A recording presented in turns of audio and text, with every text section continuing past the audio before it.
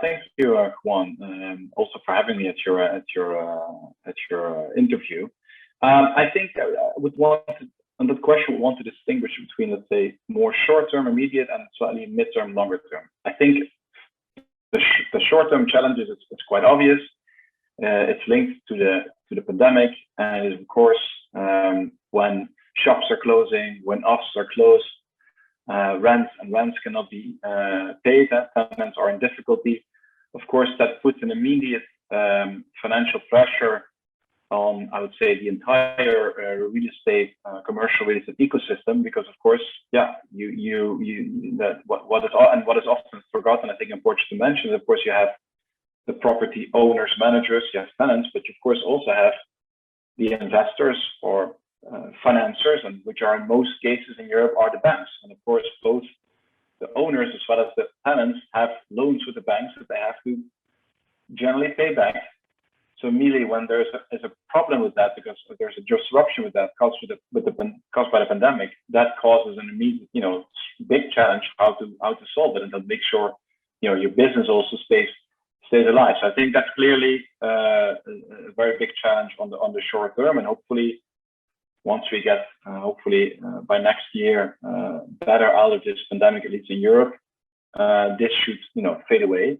I think the more midterm and longer term challenges, of course, there's clear challenge of sustainability and specifically climate change, the impact that it's having on society, and of course the impact that will have on increasingly strict environmental standards on buildings and how to run buildings.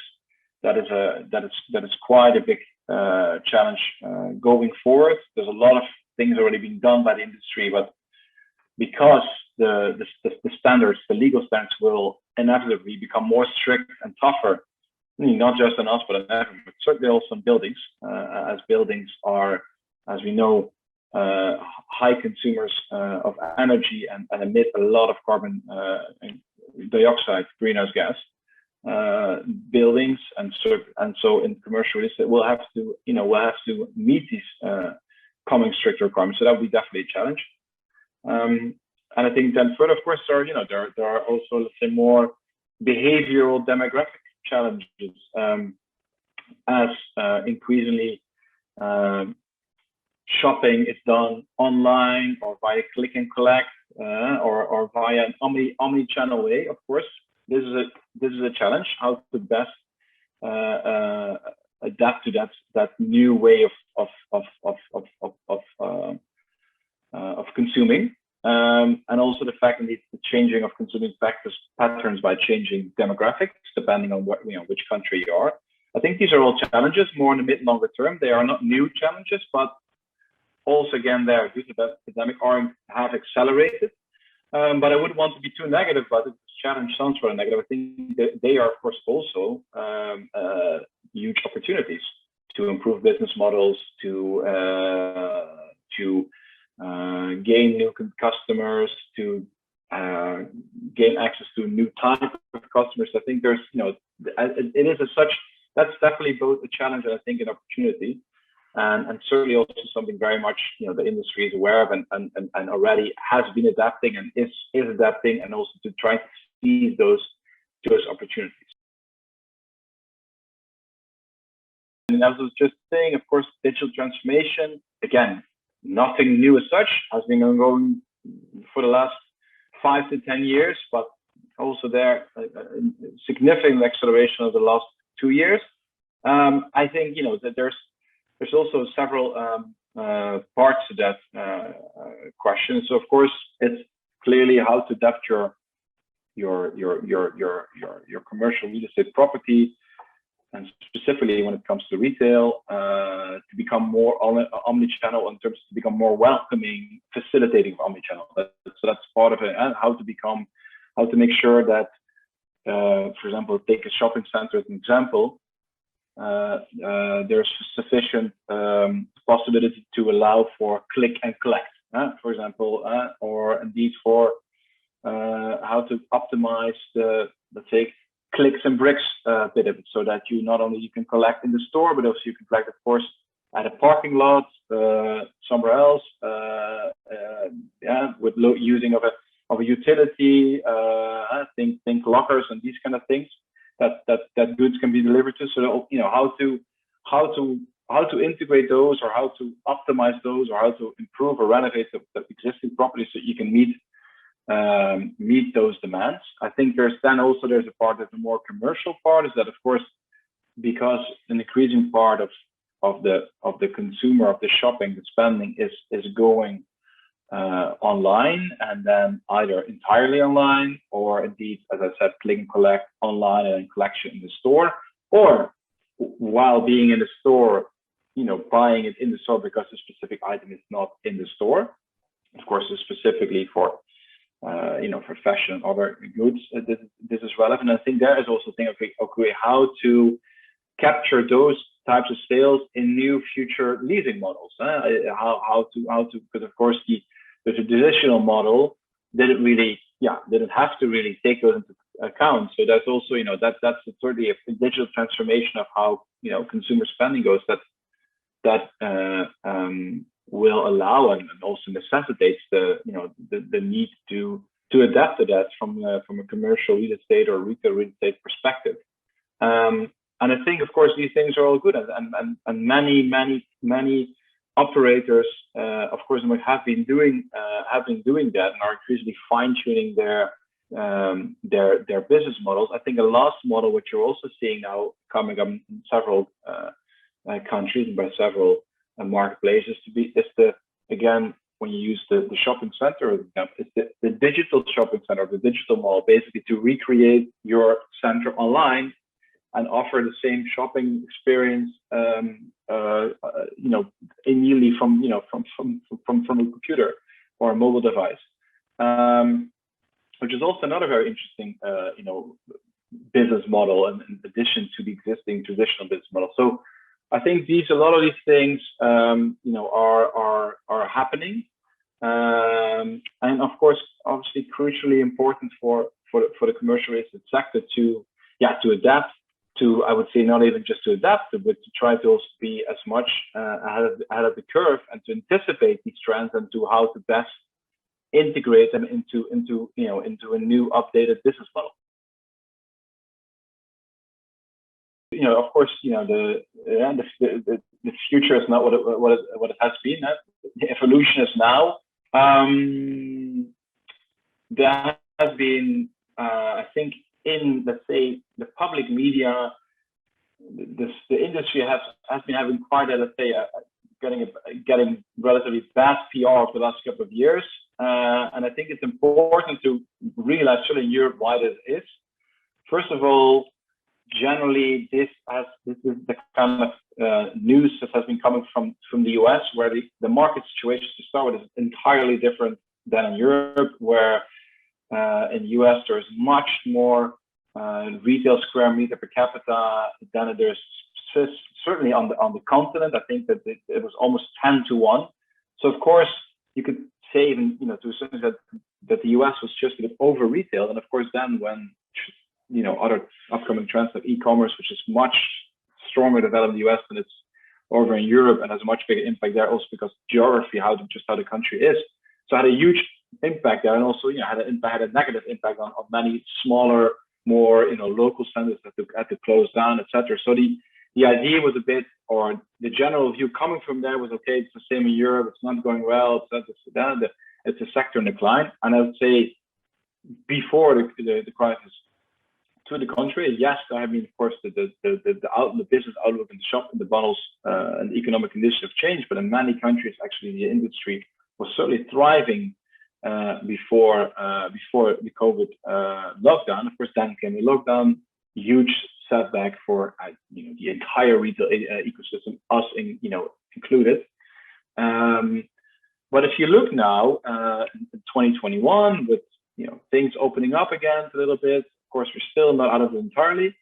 You see, that there's definitely still a great public demand for good shopping places. Of course, certainly from a safety and a COVID safety point of view, obviously a shopping center is much easier manage than of course a small store in the high street, because obviously just because of the way the building works and how you can, it's also much easier to do that. And of course all shopping centers have been putting all these measures in place to make that experience and that people feel safe, and that there is sufficiently distance and sufficient cleaning going on.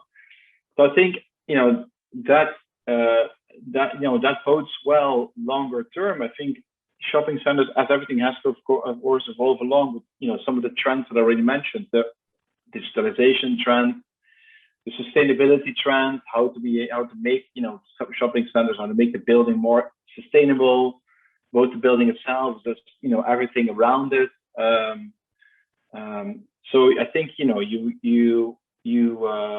will see the shopping center industry in that sense having to already anticipate and implement quite a lot of these demographic, environmental changes, commercial changes, digital changes for a couple of years now. You'll see I think a sector that once we're out of this COVID, it's will be pretty well adapted to that, and will continuously evolve because it knows it has to. And so I think in that sense, it's pretty well placed. Just one number there is a good example from a sustainability point of view. Shopping centers or retail on average has a renovation rate that is about 4 times as high as the renovation of other real estate sectors. And of course, given all the new requirements that are coming, and given the need to become more sustainable, become more energy efficient, I think the fact that you have this already in the DNA of your sector, I think that just definitely gives you a head start. It gives you an edge, because you know that you have to renovate, you have to improve, and you have already been doing it. So to keep on doing it makes sense, and it's logical. So I think I think the evolution there is positive. And I think a last thing what you're already seeing is that of course you will get much more multi-use, hybrid use shopping malls going forward, which also will include, of course, in addition to the whole bar and restaurant offering, which they already increasingly have, also have other functions, have offices, residents. I think that is definitely the way, the direction of travel, and that certainly will be certainly in Europe the traveling going forward. Shopping malls become much more than just places where you can shop and eat. I think that is definitely at the moment how we at ECSP and our members are forecasting the future. No, absolutely, very happy. Of course, sustainability can be stressed enough how important it is, and how important it will be for us as an industry, as part of the built environment, to meet that challenge and to play our part there. And of course, for that, it will also be very important to have very good close collaboration with both, I would say, our investors, the banks, as well as also certainly the local authorities of the places that we are located, because they play a very important role there too. And think of giving the right kind of not only on the permit side, the planning side, but also infrastructure. I think all these things to think about how to improve it play an important role if you want to be sustainable as possible and really combat or reduce emissions and energy use. I think all have to play their part. It cannot be just retail property owners and the retail business itself. I think that's very important. I think the social commitment ability, very important. You see that a lot of the property owners, first of all, the social commitment comes in terms of jobs they create directly, indirectly at a local level, often entry-level jobs that are that provide jobs to those segments of the population which are more fragile and can be more hurt by certain economic changes. That's a very strong, I would say, so the first very strong social commitment. And then, as I said, they are part of a local community. They are increasingly becoming mixed use, so also hosting other services that have often a very important social local function from being at your, your postal service to your doctor to your, your local office space. So I think that the social commitment there is very clear and very strong, and it's very important. And we've seen last year that if you, close down all shops, both high street shopping or what have you, what an enormous negative impact it has on any, local community. It's very depressing. So I think, that shows already how, how important it is, and also shows clear social commitment. Then mobility, social mobility, I think that, as I said already, it generates a lot of direct and indirect jobs. So in terms, very important for social mobility, and for people, be able to kind of start in the labor market and to, from there begin their careers. So that's very important. And as well, if you want to look at mobility from an environmental point of view, I think those certainly goes for, there to think of how to improve that, how to, best optimize that kind of ability to again be, to help,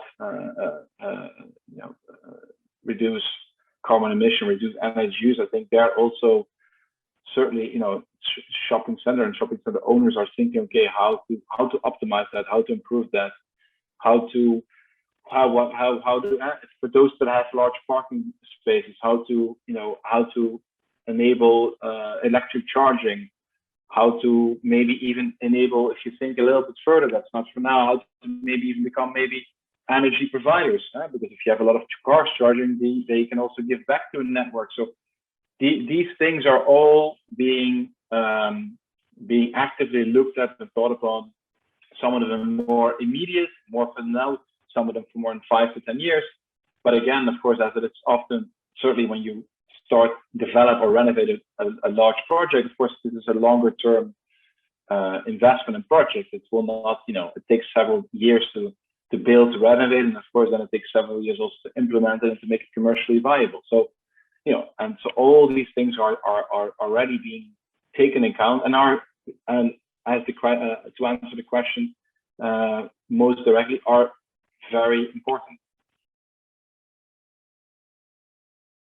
The European Council, has I think a number of roles in a way it can contribute to the sector.